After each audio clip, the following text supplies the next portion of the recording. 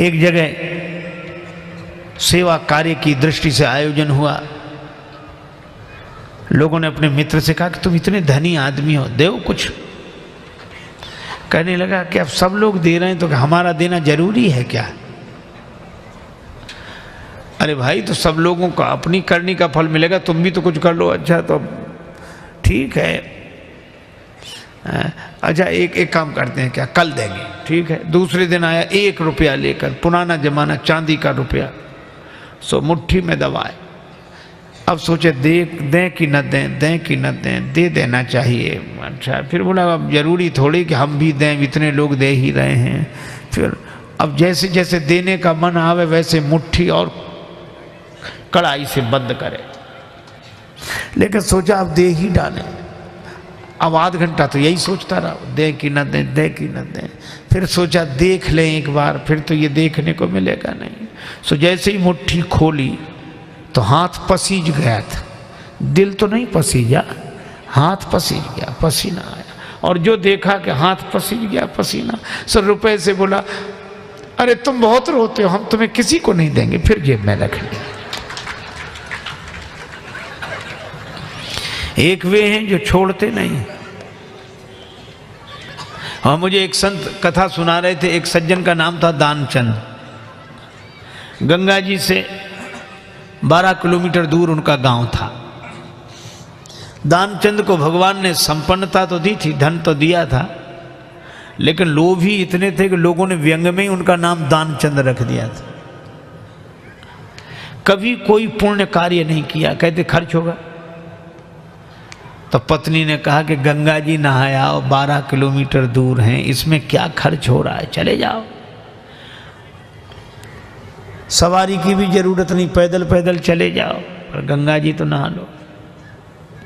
ठीक है, बहुत कहा तो सोचा जीवन में एक बार गंगा जी नहा लें, क्या हर्ज है, 12 किलोमीटर दूर है गंगा जी, जा पैदल पैदल गया, खर्चा कौन करे सवारी। अब गंगा जी किनारे पहुंचकर सोचा घाट पर नहीं जाएंगे, वहां पंडा लोग रहते हैं, पंडा कहेंगे कि दान दो। तो मुर्दा घाट पर गए।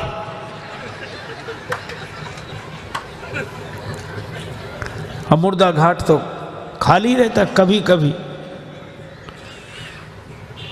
कभी दुनिया में अपने घर में कोई सीट खाली करता है तो मुर्दा घाट भरता है, बाकी तो खाली है। सोचा ये ठीक, न पंडा का झंझट, न दान का, न पुण्य का। गए, सो कपड़े उतारे, इधर उधर देखा कोई नहीं है, सोचा डुबकी लगा ले।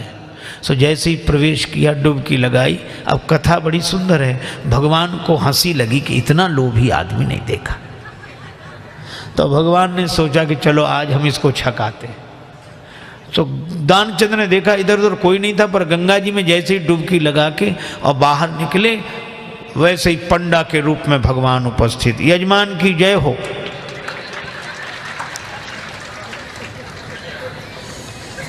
दानचंद बोले तुम कौन हो?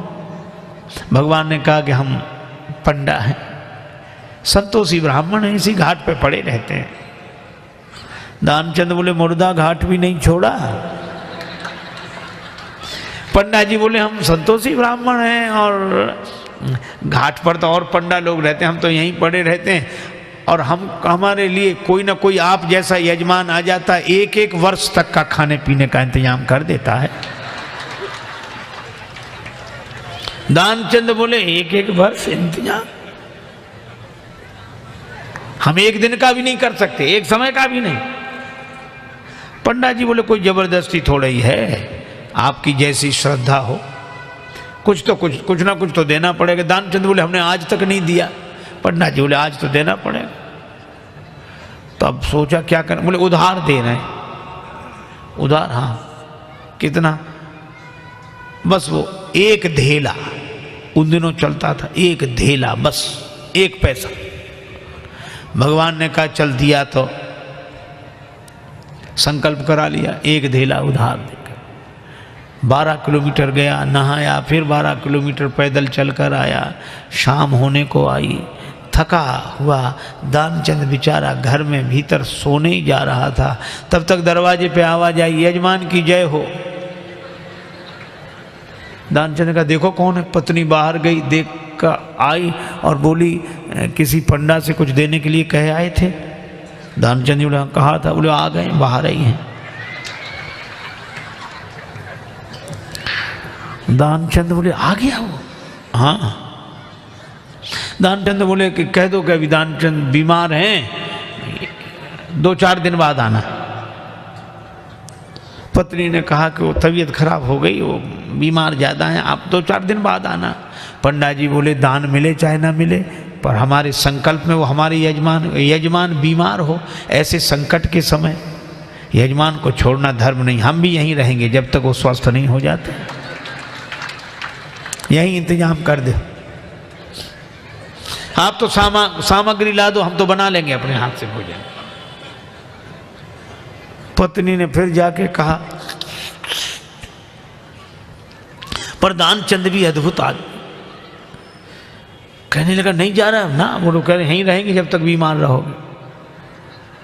दानचंद बोला तो कह दो मर गए वो।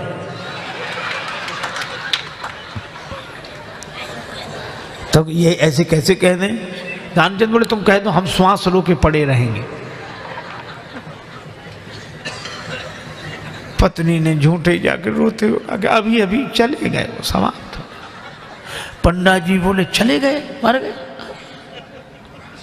अरे राम राम, लेकिन यजमान का जब तक अंतिम संस्कार ना हो जाए हम कैसे जा सकते? और तुम कहां बुलाती फिरोगी लोगों को, गांव इतना बड़ा, हम ही सबको खबर किए देते हैं। अब पत्नी बहुत कुछ सुनो सुनो पंडा जी, तब तो अमित रूप प्रगटे ते ही काला, पूरे गांव में कह दिया कि दानचंद चले गए चले गए। अच्छा, लोग सचमुच इकट्ठे हो गए और भगवान को भी मन में हंसी लगे, ऐसा जिद्दी आदमी श्वास रोके पड़ा। लोगों ने उसे मुर्दा समझकर उठाया। अब उसकी पत्नी रोवे, और वो सही में रोवे, वो कहे ये मरे नहीं हैं। और गांव वाले कहते जाने वाला तो गया, ये तो तुम्हारा मोह है। वो कहे कि नहीं मरे, गए वो तो। वो बेचारी रोती रही, कौन सुने। दानचंद को उठा लिया, बांध लिया, और वो भी बंध गया। भगवान ने कहा कि हद हो गई, ऐसा आदमी हमने नहीं देखा।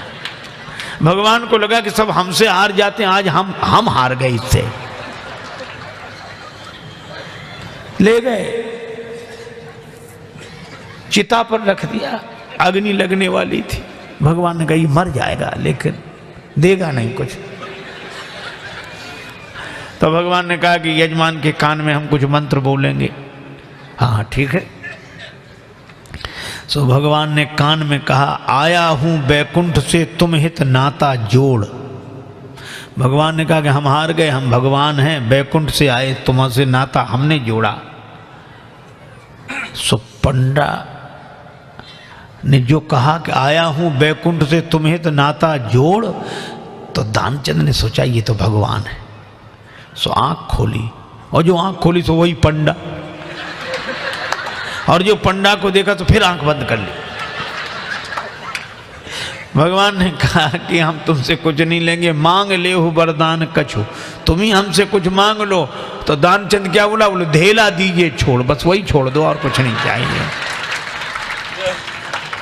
अब बोलो।